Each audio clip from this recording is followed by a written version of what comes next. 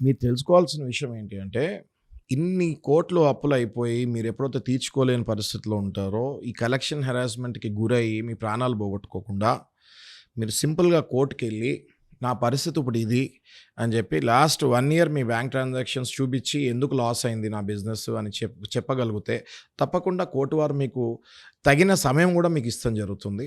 ఆ టైంలో మీరు మళ్ళీ మీ ఫండ్స్ అడ్జస్ట్ చేసుకొని, బ్యాంక్ వాళ్ళకి సెటిల్మెంట్‌కి వెళ్ళమని నా సజెషన్ ఇస్తాను నాగరాజు గారు.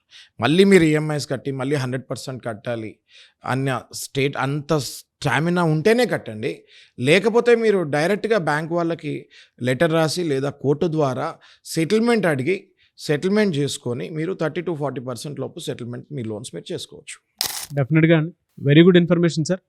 నిజంగా నేను అంటే ఎంత ఎదిగానంటే ఈ వీడియో మీతో పాటు చేస్తున్నందుకు చాలా హ్యాపీ ఫీల్ అవుతున్నాను. Thank you Nagaraju. చాలామందికి అంటే లోపల ఒక తెలియనటువంటి ప్యానిక్ ఉంటుందండి.